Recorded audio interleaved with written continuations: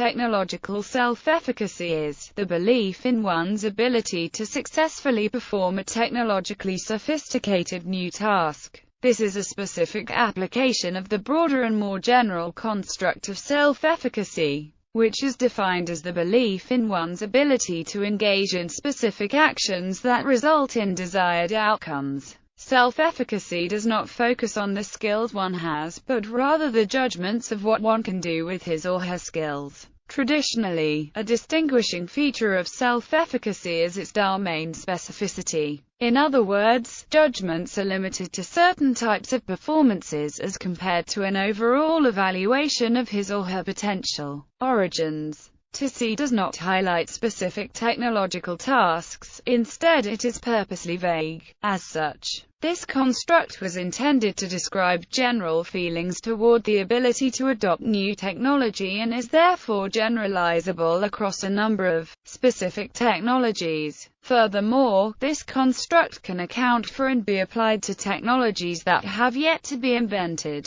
although these features have allowed to remain relevant through the times. This definitional breadth has also created confusion and a proliferation of related constructs. Typically, these constructs refer to specific types of technology, for example, computer self-efficacy, or internet self-efficacy and information technology self-efficacy. In order to organize this literature, technology-specific self-efficacies that technology-specific self-efficacies can be considered sub-dimensions under the larger constructive, technological self-efficacy. Importance. Today's modern society is completely embedded within a technological context, which makes the understanding and evaluation of technological self-efficacy critical. Indeed, nearly half of Americans own smartphones, and this trend towards technology use is not limited to the United States. Instead, cell phone, computer, and internet use is becoming increasingly common around the world. Technology is particularly prevalent in the workplace and learning environments. At work, 62% of employed Americans use the internet and email. But interestingly, workplace internet users either use the internet every day or not at all. Internet and email use is obviously influenced by work duties, but 96% of employed Americans use some sort of new communication technology on the job. Successful investment in technology is associated with enhanced productivity. However, full realization of technological potential commonly plagues organizations. In learning environments, college courses are more frequently being offered online. This is commonly referred to as distance education, and implementation ranges from courses being supported by the web to blended learning to fully online. A number of advantages are associated with distance learning, such as increased flexibility and convenience, which allows individuals the opportunity to enroll in classes that would otherwise be off-limits due to geographical or personal reasons. Another commonly cited advantage is that instruction is self-paced, which allows for personalized tailoring based on individual needs. However, these advantages are not likely to be realized if the individual is anxious about the method of instructional delivery and/or his or her expectation. If success is low due to its technological component.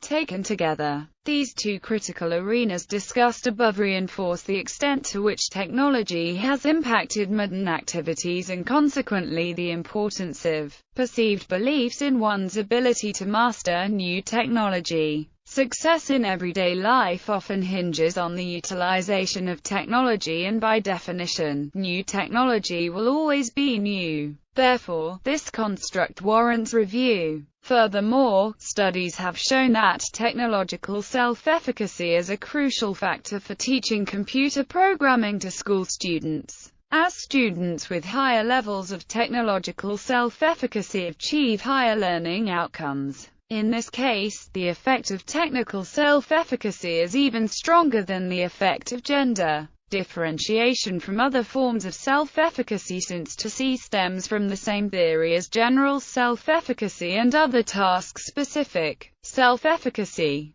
The differentiation of this construct from these other forms of self-efficacy is crucial. Unfortunately, previous studies focusing in on TC have not shown the uniqueness of TC measures. Despite the dearth of differentiating research on TC, the uniqueness of this construct can be shown by considering closely related and technology-specific self-efficacies, which has been established as a unique construct. When compared to general self-efficacy, computer self-efficacy has been shown to be unique based on two measures of general self-efficacy. In this same study, the authors showed computer self-efficacy was not related to many types of specific self-efficacy including art, persuasion, and science self-efficacy. One of the most related types of specific self-efficacy was mechanical. This makes sense given both types of specific self-efficacies are related to using tools, albeit one being technology, the other being more physical in nature. Computer self-efficacy as a domain has also been shown to be related, but distinct, to self-efficacy about computer programs. Measurement. Following the definition set forth by Bandura, self-efficacy is an individual's belief and confidence in him or herself. This property has important implications for the measurement of any type of self-efficacy. Specifically, measures of self-efficacy must be self-report because the only person who can accurately portray beliefs in one's ability is the target of investigation. In other words, self-report measures of self-efficacy have definitional truth.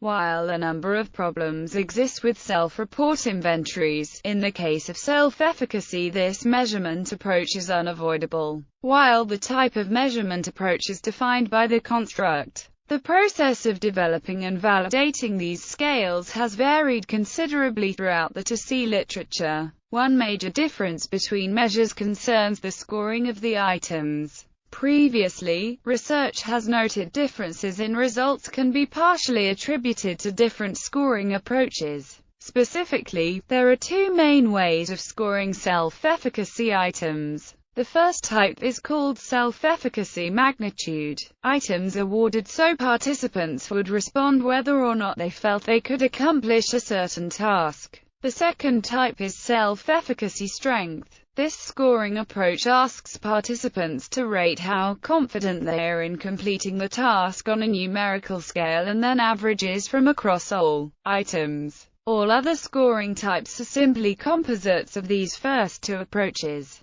Another difference between TC measures concerns the issue of generality. This consideration is similar to the previous differentiation between TC as a broader concept and technology-specific self-efficacy. Measurement attempts of the broader concept of technological self-efficacy will be considered first. McDonald and Siegel developed a 5-item Likert scale of technological self-efficacy based on the consideration of previous theoretical studies. This scale was scored using the strength approach to self-efficacy scales. Items in this scale were not referring to specific technologies but instead focused on technology as a general concept. Using a development process, Holcomb, King and Brown also proposed a scale to measure TC. Factor analysis revealed 3 distinct factors containing 19 Likert-type items, which also was scored according to the strength scoring system. In contrast to the McDonald and Siegel scale, the items in this scale reference certain technologies. The two studies mentioned above represent attempts to measure TC as a broader concept.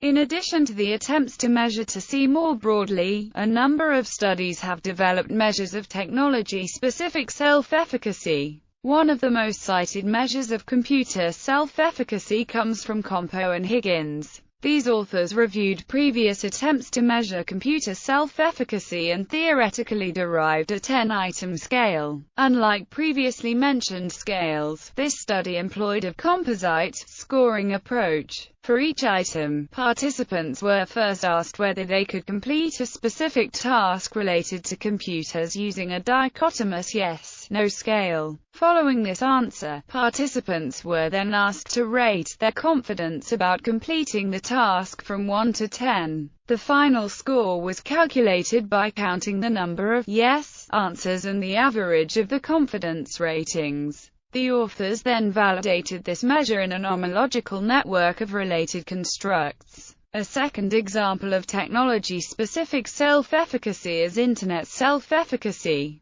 Similar to previous measurement approaches, Internet self-efficacy was developed using a theoretical approach that considered previous measures of related topics and developed novel items to address the missing construct space. This scale showed a high level of reliability and validity. Antecedents. Bandura proposes 4 primary sources for self-efficacy beliefs: prior experience, modeling, social persuasions, and physiological factors. Research supports that many of these sources for TC are the same. However, there are additional antecedents as well. Although more complex theoretical development and empirical examination addressing how these antecedents operate and relate to one another has not been addressed. The most immediate predictors of TC are more likely to be Bandura's primary sources. The remaining antecedents that have also been associated with TC are likely to be more distal predictors. In other words, these distal variables influence more proximal variables, which then result in high or low TC. Prior experience